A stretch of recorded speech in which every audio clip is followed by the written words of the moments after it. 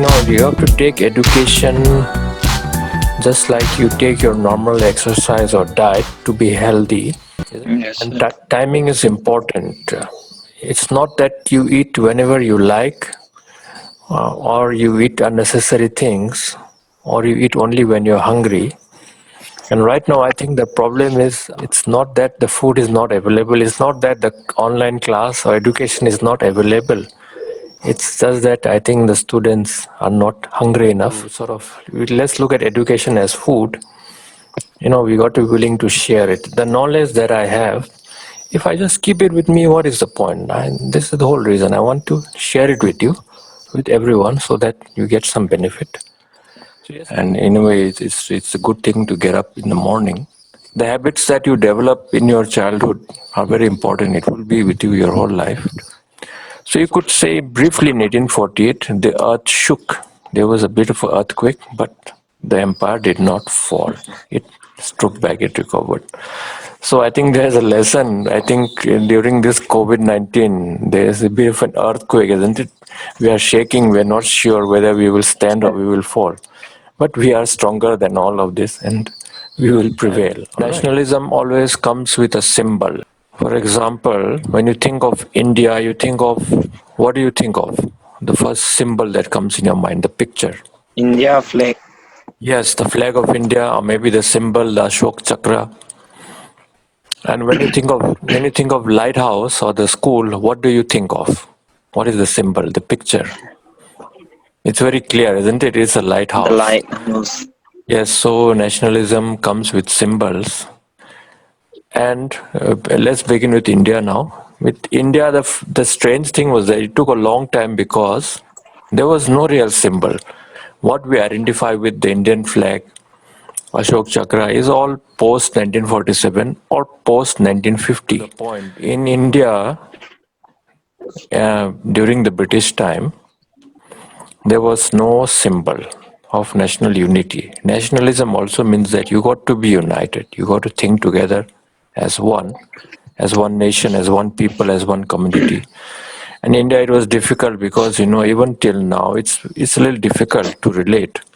For example, in Northeast India, we cannot relate with, let us say, people of North India, and North Indians and South Indians also cannot relate to each other. Different languages, different culture, different symbols, different religions, different caste, different identity. So it was a very long process. And when the British came, or the East India Company came, they came to do business, but later on they realized that they could divide the people of India and use it to their advantage. And this continued for a long time. And gradually they controlled the Indians. But then slowly Indians realized that this is not right. Why is a white man ruling over us? So nationalism began. So let's begin on that note. Get your pen and paper ready. Markets also unite people. People know each other and they trade with each other. So it brings them together. And rather, even right now, the most crowded places in the world or even in any area are the markets. People just flock there, isn't it? Yes, sir.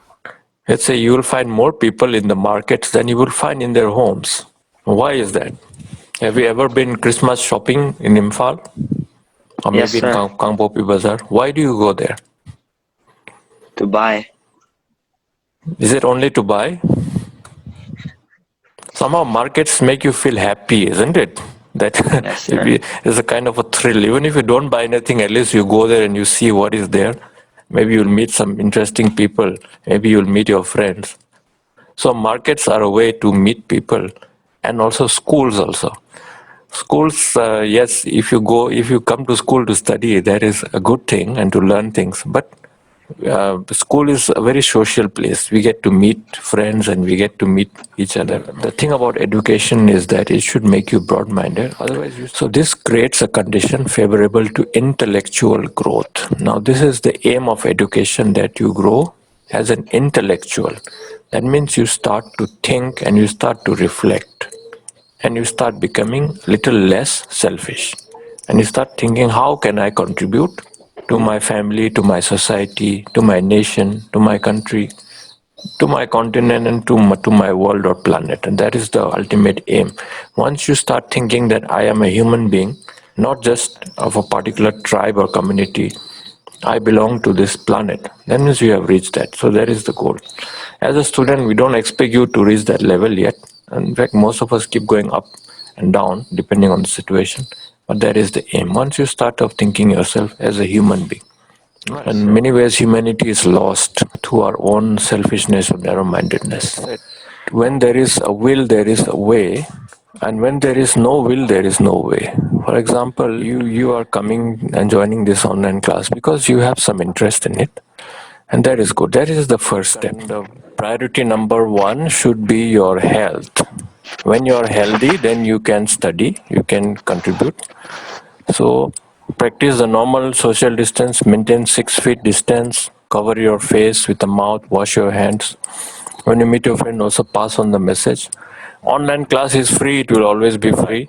And only thing is that if you are going to join, just join Yes, seriously sir. and do your work. You brush your teeth without anyone telling you, it comes automatically. And then nowadays, I hope that with this COVID-19, automatically we will learn to wear masks when we go outside. Automatically, we will learn how to wash our hands. So it will become part of nature. The first thing for a student to understand is why. In history, you have to ask yourself these questions. And if you don't find the answer in one book, you're not satisfied, go ahead, find more books, research it. Go to Google, go to Wikipedia, do research, go to libraries. In history, three questions are important. One is why it happened. Next is when did it happen? And the third is how did it happen? Cooperation means to work together. When cooperation happens, then we can move along. For example, we are cooperating right now. This is not a real class. We should not be mistaken. This is an online class, that means through the internet and through certain software like Zoom and WhatsApp. We are communicating with each other. We are cooperating. I am teaching. I am trying to explain something or make you understand something. And you also, hopefully, you are learning something. So cooperation is there. But if we fail to cooperate or to work together, it all collapses. When you appear for an exam, it's very much like a competition. And that's why I find over the years certain batches do very well. Do you remember Bobong Moshmi, that batch? Yes, sir. They had very good teamwork. Even your brother Haulun Mang, isn't it? Yes, sir. They supported each other. It's not just one person. We don't look at Haulun Mang or Moshmi or Bobong. And in your Yes, sir. batch also, you, Satguna or Satlen Thang, or Henzai Thang, and to some extent Hoi Nelent also. By the way, where is Hoi Nelent? No contact with her. Are you in the She's in nearby? Kampupi, sir. Okay, she's one of the better students, Um, and I'm a little worried, little concerned about her. The thing about at least this online class, what it's doing is that at least it's getting you in touch with studying. The most dangerous thing for any teenager is that if you stop this studying habit, it's very difficult to get back. It's similar to like any other exercise or let's say any other discipline. Once you break it, it's difficult to get back. To actually know whether you have learned something, it's good to have a test time to time. So when everything is normal, I think some kind of online test should be there. Or no, I've just giving some assignment.